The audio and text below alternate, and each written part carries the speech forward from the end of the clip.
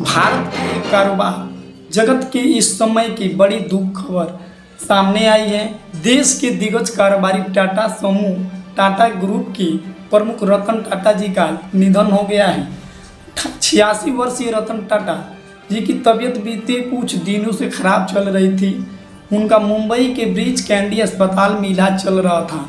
रतन टाटा जी के निधन पर कारोबार जगत में शोक की लहर छाई है। ये कारोबारी जैसे कहीं ना ज़्यादा परोपकारी जैसा जीवन जीने वाले रतन टाटा जी के निधन से लोग उदास हैं। रतन टाटा के निधन पर प्रधानमंत्री नरेंद्र मोदी ने श्रद्धांजलि दी। उन्होंने सोशल मीडिया के मंच पर एक्स पर लिखा कि रतन टाटा एक दूरदर्शी बिजनेस लीडर, दयालु आत्मा और एक असाधारण इंसान थे। उन्होंने भारत के सबसे पुराने और सबसे प्रतिष्ठित व्यापारिक घरानों में से एक को स्थिर नेतृत्व प्रदान किया था। साथ ही उनका योगदान बोर्ड रूम से कहीं आगे तक गया। अपनी विनम्रता, दयालुता और हमारे समाज को बेहतर बनाने के प्रति अटूट प्रतिबद्धता के कारण उन्हें कई लोगों का प्रिय बना लिया। रतन टाटा के निधन के बाद लोग उनकी संपत्ति और उनके उत्तराधिकारी के साथ साथ उनके जीवन से जुड़ी अन्य चीज़ों के बारे में जानना चाह रहे हैं। यहाँ हम आपको बता रहे हैं कि रतन टाटा की कुल संपत्ति और उनके उत्तराधिकारी के बारे में सुई से जहाज तक बनाती है टाटा कंपनी है, जो कि रतन टाटा की गिनती भारत के कई बड़े कारोबारियों में होती है।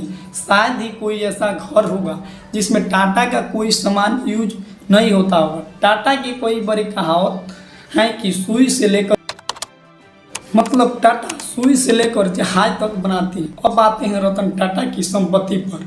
रतन टाटा की कुल करीब 3,800 करोड़ रुपए की रतन टाटा की कुल संपत्ति की बात करें तो करीब 3,800 करोड़ रुपए के मालिक हैं। हालांकि यह रिपोर्ट 2 साल पहले 2022 में रतन टाटा की कुल संपत्ति 3,800 यानी कि 3,800 रुपये आंकी गई थी।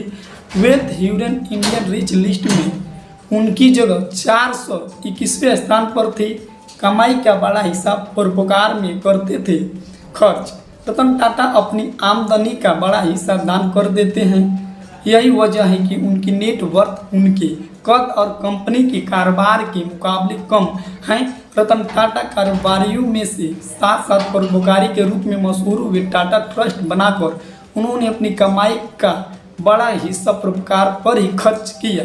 Tata trust health care, education और रूरल डेवलपमेंट में काम करती हैं। रतन का जन्म 1937 में चर्चित पारसी परिवार में हुआ। उनकी पिता नवल टाटा और मां सुनी टाटा थी। उनकी शादी नहीं की थी। रतन टाटा का उत्तराधिकारी कौन होगा, ये सवाल सबके मन में पैदा हो रहा है कि उन्हीं के कारण उत्तराधिकारी और अटकलें लंबे समय से लगाई जा रही है। अब जब उनका निधन हो चुका है तो यह चर्चा और तेज हो चुकी है कि सवाल ये पैदा उठ रहा है कि उत्तराधिकारी कौन होगा और 300 का मालिक कौन होगा, कौन संभालेगा इस प्रति को। तो सौतेला भाई नोएल के संतान की चर्चा रतन टाटा के संभावित अधिकारी में नोएल टाटा का नाम आता है। नोएल रतन टाटा के सौतेले भाई है। नोएल टाटा के 3 बच्चे माया टाटा, नेविल टाटा और लिया टाटा, तीनों टाटा ग्रुप में अलग अलग जिम्मेदारी संभाल रहे हैं। कहा जाता है कि आने वाले दिनों में इन्हीं में से किसी को रतन टाटा का उत्तराधिकारी बनाया जाएगा।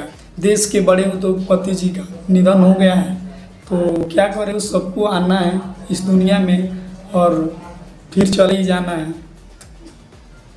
और ऐसे व्यक्ति को भगवान देवता समान व्यक्ति को फिर से एक अच्छे घराने में उनका जन्म दे। जय हिंद।